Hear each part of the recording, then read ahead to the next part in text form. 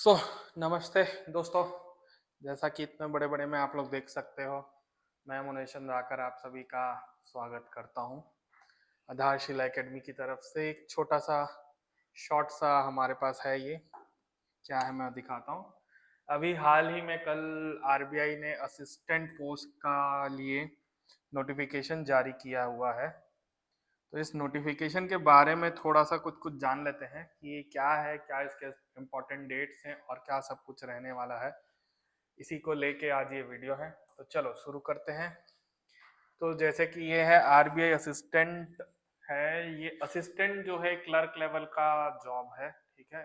लेकिन RBI assistant हर banker का dream job है। वो इसलिए है क्योंकि आप आरबीआई असिस्टेंट बन के बैंकों के साथ डील करते हो, ठीक। आप नॉर्मल कस्टमर्स के साथ डील नहीं करोगे। आपके कस्टमर होंगे बैंक, आप उनसे साथ ही लेना देना करोगे। बैंकों में फोन लगाओगे, बैंकों से बात करोगे, बैंकों से रिपोर्ट मांगोगे। तो ये एक काफी ड्रीम जॉब होता है। हर एक एक्सपीरियंस का एक ड्रीम जॉब, हर कोई बनना चाहता है आरबीआई असिस्टेंट। क्योंकि अगर आप ये बन गए तो फिर इससे पास होके, प्रमोशन होके आप ग्रेड ए, ग्रेड बी, फिर ग्रेड ए, ऐसे आप प्रमोशन होते जाओगे। ऊपर आएगा ना, ग्रेड ए, ऐसे आप प्रमोशन होते जाओगे। और अगर आपने अर्ली एजेस में कर लिया तो हो सकता है आरबीआई के डायरेक्टर, असिस्टेंट डायरेक्टर भी बन सकते हो। तो फिर ऐसा ही है ये आरबीआई असिस्टेंट, इसलिए काफी लोगों का ड्रीम जॉब होता है। आगे चलते हैं हम, क्या क्या कहा गया है इस पे।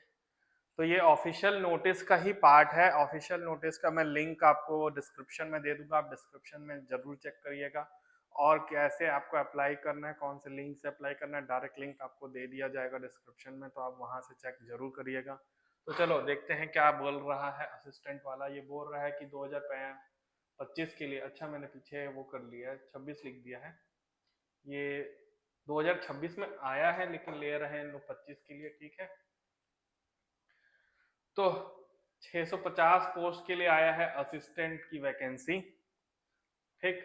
650 पोस्ट के लिए आई है असिस्टेंट की वैकेंसी। उस पे क्या क्या एग्जाम होते हैं, दो फेज में होगा, एक प्री होगा, एक मेंस होगा, और इसके बाद एक लैंग्वेज प्रोफेसी टेस्ट होता है, एलपीटी। इसको इग्नोर मत करिएगा, ये बहुत ज्यादा इंपॉर्टेंट होता है लोगों के लिए। एलिजिबिलिटी में क्या है वो हम आगे देखते हैं। जो जो आपके एलिजिबल हैं वो कब तक अप्लाई कर सकते हैं, सब कुछ डिटेल में दिया गया है इस नोटिफिकेशन का। आगे आगे चलते हैं। चलो तो क्या है इसके आगे, स्टार्ट कब से हो रहा है। ये स्टार्ट हो चुका है कल से, 26 फरवरी से स्टार्ट हो चुका है, ठीक है। और चलेगा कब तक, 8 मार्च तक चलेगा। इसका वेट मत करिएगा, पहले ही कर लीजिएगा। अगर फीस आपको पे करना है, फीस भी आप 8 मार्च कर पे कर सकते हो। और उसके बाद शेड्यूल प्री का एग्जाम कब है, एग्जाम है प्री का 11 अप्रैल को, एक ही महीना, 2 ही महीना बचा है कुछ। मेंस का एग्जाम है 7 जून को। तो काफी यहाँ पे भी 2 मंथ का गैप है, और यहाँ पे भी अप्रॉक्स 2 मंथ का गैप है, और यहाँ पे भी अप्रॉक्स 2 मंथ का गैप है आपके पास। तो अच्छे से पढ़ सकते हो, आपके पास 2-2 महीने का गैप दिया हुआ है। क्लर्क लेवल का है, ज्यादा इजी पड़ेगा आपको ये निकालने के लिए। तो फिर हम आगे चलते हैं। चलो आगे क्या है, आगे है इस पे। तो ये वैकेंसीज है ना। अगर इस पे आपको अपना स्टेट नहीं दिख रहा होगा, ठीक, क्योंकि इसमें आप देख सकते हो छत्तीसगढ़ तो है ही नहीं। तो आरबीआई क्या करता है, वो अपने अपने डिवीजन है, ऑफिस के लिए लेता है। तो ये क्या है, ये इसके यहाँ इन्हीं के अंदर में अलग अलग आपके स्टेट रहते हैं। ये इनके ऑफिस कहाँ कहाँ पे है, इतने जगह पे उनके ऑफिस है, और एक ऑफिस 2-3 जगह को संभालता है, ऐसा ही है मेन ऑफिस। तो जैसे भोपाल है, इसमें एमपी भी आएगा और इसमें छत्तीसगढ़ भी आएगा। ऐसे ही आगे के और भी जो भी है आप, मैं दिखाऊंगा आपको। तो इन सब के लिए आपके पास ये एसटी, एससी, ओबीसी और जनरल, ईडब्ल्यूएस को मिला के टोटल 650 वैकेंसी निकाली गई है। इन सब 650 वैकेंसी के लिए अलग अलग आप देख लो कहाँ से है। और दूसरे स्टेट पे डालने से पहले आपको लैंग्वेज को ध्यान पे रखना है, क्योंकि उसका भी एक प्रॉपर टेस्ट होगा, ठीक है, कुछ बैंक एग्जाम में बोल देते हैं अगर आपने वो चीज पढ़ा है तो हम टेस्ट नहीं लेंगे, लेकिन इसमें टेस्ट बोला है तो ये टेस्ट लेगा। और कौन कौन से स्टेट्स के लिए क्या क्या लैंग्वेज एलिजिबल है वो सब कुछ है इसमें, मैं आपको दिखाता हूँ। चलो आगे चलते हैं। आगे में क्या है, एलिजिबिलिटी क्या बोलते हैं आप की नेशनैलिटी, एक इंडियन हो सकते हो, नेपाल हो सकते हो, भूटान से हो सकते हो, रेफ्यूजी भी हो सकते हो, ठीक। और भी इसमें बहुत कुछ है स्टेट्स का, देखते रहिए आप। आगे चलते हैं। आगे आपकी एज क्या हो सकती है, तो एज आपको रखनी है 20 से 28 साल। 20 से 28 साल वाले ही एलिजिबल है, नॉर्मली क्लर्क में यही एलिजिबिलिटी होता है, 28 साल ही लेते हैं वो लोग मैक्सिमम एज। तो 20 से 28 आपका होना चाहिए। अगर आप ST SC हैं तो आप 5 साल आपको मिलेगा एक्स्ट्रा, जो कि अब 33 साल तक आप इस पे भर सकते हो। याद रखिएगा ये जो है ना, ये 2 फरवरी ले रहा है, तो अगर आप ST SC हो और ये वाला क्राइटेरिया यूज करना चाहते हो तो आपका DOB जो होना चाहिए, डेट ऑफ बर्थ जो है, जो डेट ऑफ बर्थ है वो 1 जनवरी से 1 फरवरी के बीच अगर है तो आप नहीं ले सकते, क्योंकि ये डेट ले रहा है 2 फरवरी। इसलिए आप ये जो जनवरी से फरवरी वाले हैं वो एलिजिबल नहीं होंगे अगर आपने 33 इयर्स आपका हो चुका है। ऐसा ही होता है, अगर आप 33 इयर्स हो चुके हो, आपका 33 इयर्स हो चुका है, कंप्लीट हो गए हो, तो आप एलिजिबल नहीं हो। लेकिन अगर उसी ईयर में जो अगस्त सितंबर अक्टूबर वाले हैं उन लोग सब एलिजिबल। ठीक, चलो OBC वालों के लिए है 3 साल का, और जो डिसेबिलिटी है उनके लिए है 10 साल का। देख लो भाई, ये जो भी है जैसा भी है, ये सब कुछ आपको ऑफिशियल आप देख सकते हो, ये ऑफिशियल ही है। कौन से क्राइटेरिया में आते हो, क्या आते हो, आप देख लेना। आगे चलते हैं। क्वालिफिकेशन, क्वालिफिकेशन जो है उसमें एक सिंपल सा बैचलर डिग्री मांगता है विथ मिनिमम 50 मार्क्स।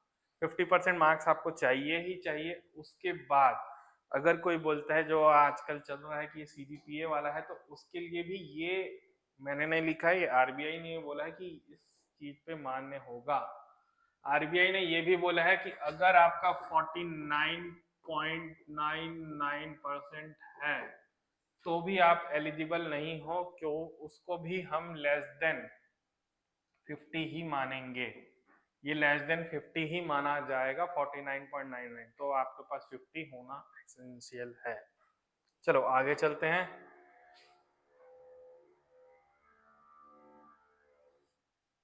आगे है एग्जाम पैटर्न क्या क्या होगा, प्री होगा, मेंस होगा और लैंग्वेज होगा। कौन से सब्जेक्ट कितने मार्क्स के हैं ये यहाँ पे लिखा हुआ है। 30 मार्क्स का इंग्लिश, 35 का मैथ्स, 35 का रीजनिंग, ये यहाँ पे उनके मार्क्स है। और यहाँ पे सेक्शनल टाइमिंग होती है, तो आपको सेक्शन टाइमिंग है 20 मिनट में आपको 30 क्वेश्चन करने हैं, 20 मिनट में आपको 35 क्वेश्चन, 20 मिनट में आपको 35 क्वेश्चन, टोटल 1 घंटे का को पेपर है और 100 हमारे नंबर हैं। आगे चलते हैं। आगे है, आगे है, आगे है, ये है हमारा मेंस। मेंस में क्या क्या आएगा वो भी आप देख सकते हो। रीजनिंग के कितने नंबर, कितने क्वेश्चन, रीजनिंग आएगा, इंग्लिश आएगा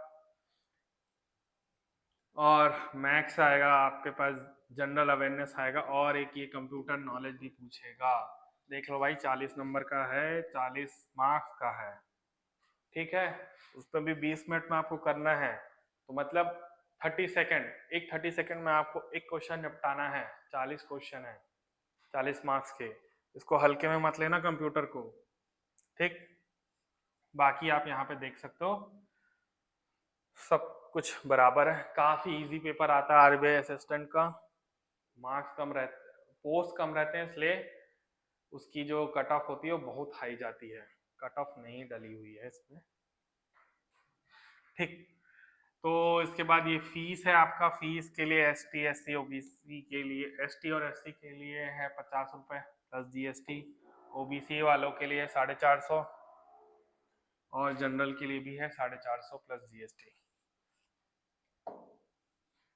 चलो, ये जो मेन जो मैं बोल रहा था लैंग्वेज, ये है हमारा लैंग्वेज। अगर आपको किसी और स्टेट से भरना है तो आप लैंग्वेज देख लो भाई कौन सा कहाँ सा है। ये रिक्रूटमेंट ऑफिस है, इसके लिए लैंग्वेज है, जैसे अहमदाबाद को गुजराती चाहिए, बेंगलुरु में कन्नाडा, भोपाल में हिंदी, भुवनेश्वर में उड़िया, ये सब आपको आने चाहिए। इसका टेस्ट होगा ही होगा। गुवाहाटी में आप इतने सारे ये जो भी लैंग्वेज है वो सारे, हैदराबाद, जयपुर, जम्मू, कानपुर, हिंदी, कोलकाता, बंगाली, नेपाली, नेपाली भी चलेगा। मुंबई में मराठी, कोंकणी भी चलेगा। नागपुर में मराठी और हिंदी भी चलेगा। न्यू दिल्ली में हिंदी चलेगा। पटना में हिंदी और मैथिली चलेगा। तिरुवनंतपुरम में मलयालम चलेगा। तो ये सारे रिक्रूटमेंट ऑफिस हैं और उसका लैंग्वेज है। ये सारे लैंग्वेज पे टेस्ट होगा, ये आपको आना ही चाहिए। आगे चलते हैं, आगे क्या है। तो ये बहुत ही एसेंशियल इम्पॉर्टेंट चीजें हैं, ठीक। इसका देने का मतलब ये था कि जो हमारा इंडिया है उसको 4 जोन में डिवाइड किया गया है, ईस्ट, वेस्ट, नॉर्थ, साउथ। और इन्होंने बता दिया है कि कौन कौन से जोन में कौन कौन सा सेंटर आता है ना। और वो सेंटर के कौन कौन से स्टेट है वो तो आप देख ही लोगे।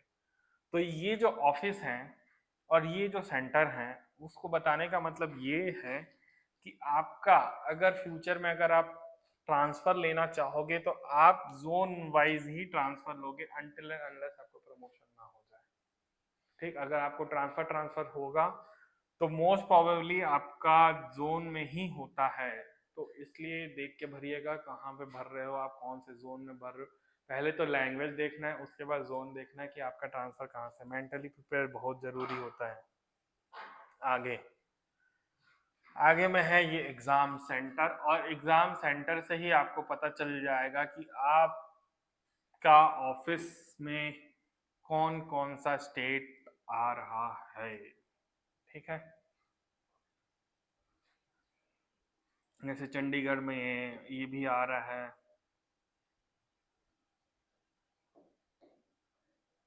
हिमाचल प्रदेश के।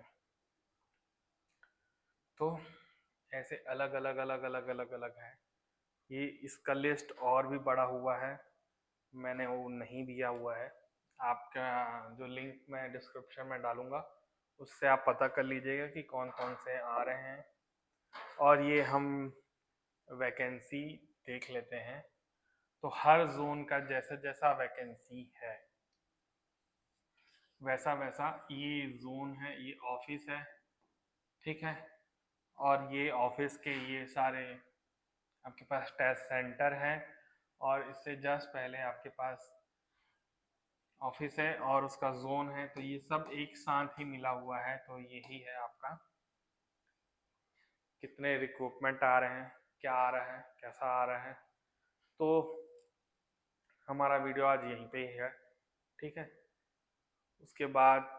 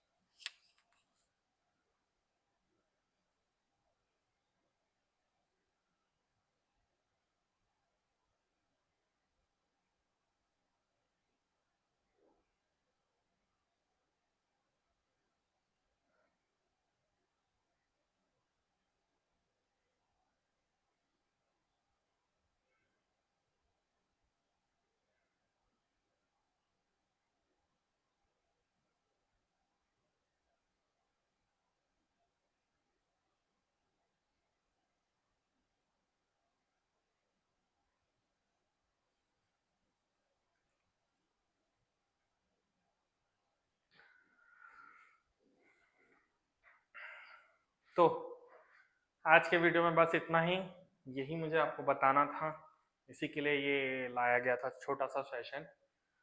अगले सेशन में छोटा सा और एक में मैं कट ऑफ सारे जितने भी अभी तक के आए हैं आरबीआई असिस्टेंट के, जो भी प्रीवियस ईयर के कट ऑफ है प्रीलिम्स और मेंस के, मैं आपको दे दूंगा वीडियोस, ठीक है। लिस्ट दे दूंगा, आप अपनी अपनी तैयारी बकअप कर लीजिए। सिर्फ 2 महीने का समय है, एकदम ऐसे चुटकी बजाते हुए निकल जाता है। मिलते हैं हम अगले वीडियो में, बाय बाय।